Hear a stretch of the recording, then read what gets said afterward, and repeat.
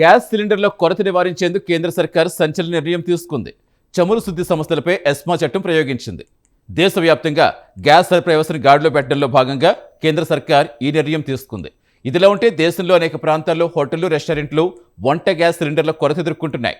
దీంతో అనేక నగరాల్లో హోటళ్లు, రెస్టారెంట్లు మూతపడ్డాయి.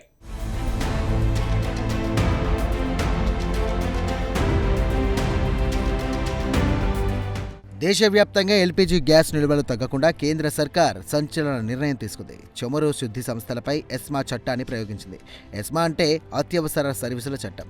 అంతేకాదు, ఎల్పీజీ ఉత్పత్తి పెంచేలా వెంటనే చర్యలు తీసుకోవాలని ఆయిల్ రిఫైనరీలను కేంద్ర ప్రభుత్వం తాజాగా ఆదేశాలు జారీ చేసింది. దేశవ్యాప్తంగా గ్యాస్ సరఫరా వ్యవస్థను గాడిలో పెట్టడంలో భాగంగా ఎస్మా చట్టాన్ని ప్రయోగించే నిర్ణయాన్ని కేంద్ర సర్కార్ తీసుకుంది. అంతేకాదు, డొమెస్టిక్ గ్యాస్, ఎరువుల ఫ్యాక్టరీలు, పవర్ ప్లాంట్లకు కేంద్ర ప్రభుత్వం తొలి ప్రాధాన్యతనిచ్చింది. మొత్తంగా అత్యవసర పరిస్థితుల్లో దేశంలో గ్యాస్ నిల్వలు తగ్గకుండా కేంద్ర ప్రభుత్వం చర్యలు చేపట్టింది.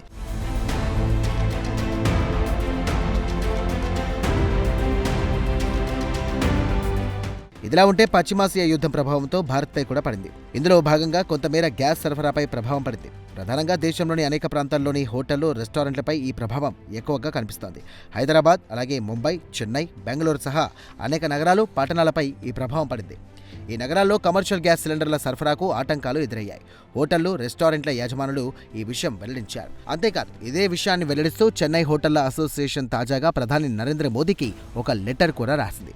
ఈ విషయంలో జోక్యం చేసుకోవాలని ప్రధాని మోదీని సదరు చెన్నై హోటళ్ల అసోసియేషన్ కోరింది.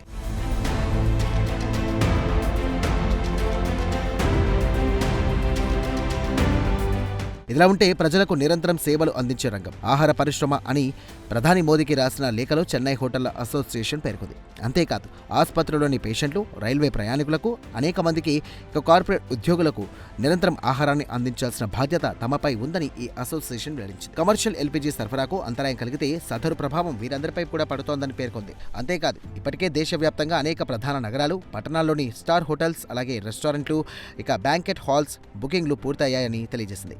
ఈ సమయంలో కమర్షియల్ గ్యాస్ సరఫరా నిలిచిపోతే ఆ ప్రభావం వీటన్నిటిపైనా కూడా పడుతుందని వెల్లడించింది. ఈ నేపథ్యంలో ఎల్పీజీని అత్యవసర సేవగా పరిగణించి ఆహార పరిశ్రమకు నిరంతరం సరఫరా జరిగేలా చర్యలు తీసుకోవాలని చెన్నై హోటళ్ల అసోసియేషన్ కోరింది.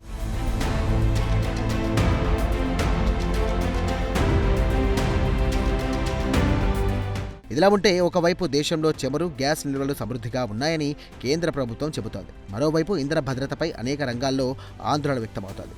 దేశవ్యాప్తంగా అనేక నగరాలు, పట్టణాల్లో ఎల్పీజీ గ్యాస్ కొరత నెలకొంది. ఈ నేపథ్యంలో అనేక ప్రాంతాల్లో హోటల్స్, రెస్టారెంట్లు మూతపడ్డాయి. ముంబైలో దాదాపు 20% హోటళ్లు, రెస్టారెంట్లు మూతపడ్డాయి. అంతేకాదు, పరిస్థితి ఇలాగే కొనసాగితే రానున్న 3 రోజుల్లో దాదాపు సగం హోటళ్లు, రెస్టారెంట్లు మూతపడే అవకాశాలున్నాయని వీటికి సంబంధించిన అసోసియేషన్ వెల్లడించింది.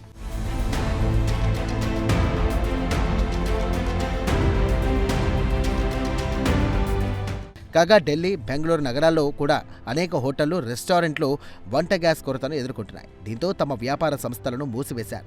వంట గ్యాస్ సిలిండర్ల కొరత కారణంగా తమ బిజినెస్ తీవ్రంగా దెబ్బతింటోందని హోటల్ పరిశ్రమకు చెందినటువంటి వ్యాపారవేత్తలు వెల్లడించారు.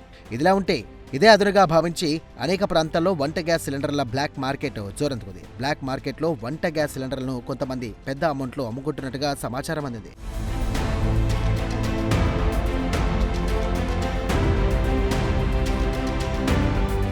కాగా వంట గ్యాస్ సిలిండర్ల బ్లాక్ మార్కెటింగ్ పై కేంద్ర ప్రభుత్వం స్పందించింది. బ్లాక్ మార్కెటింగ్ ను అడ్డుకోవడానికి కేంద్ర సర్కార్ అనేక చర్యలు తీసుకుంది. ఎల్పీజీ సిలిండర్ల బుకింగ్ వ్యవధిని 21 రోజుల నుండి 25 రోజులకు కేంద్ర ప్రభుత్వం పెంచింది.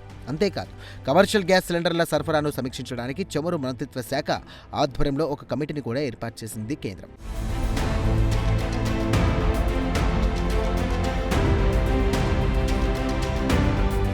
ఇదిలా ఉంటే మన దేశంలో ఏడాదికి 31.3 మిలియన్ టన్నుల వంట గ్యాస్ను ఉపయోగిస్తున్నారు. కాగా ఇందులో 62% దిగుమతుల నుండి వచ్చేది. ప్రస్తుతం పశ్చిమాసియాలో ఉద్రిక్తతలు నెలకొన్నటువంటి సంగతి తెలిసిందే. ఇందులో భాగంగా హార్మోజ్ జలసంధిని మూసివేశారు. కాగా హార్మోజ్ జలసంధి మూసివేత ప్రభావం భారత్పై కూడా పడింది. అయితే గ్యాస్ నిల్వలపై ఆందోళన చెందాల్సినటువంటి అవసరం లేదని కేంద్ర సర్కార్ వెల్లడించింది. మన దేశంలో సరిపడా గ్యాస్ నిల్వలు ఉన్నాయని కేంద్ర ప్రభుత్వం వెల్లడించింది. ఏది ఏమైనా పశ్చిమాసియా పరిణామాల ప్రభావం భారత్ చమురు నిల్వలపై పడిందన్నది వాస్తవం.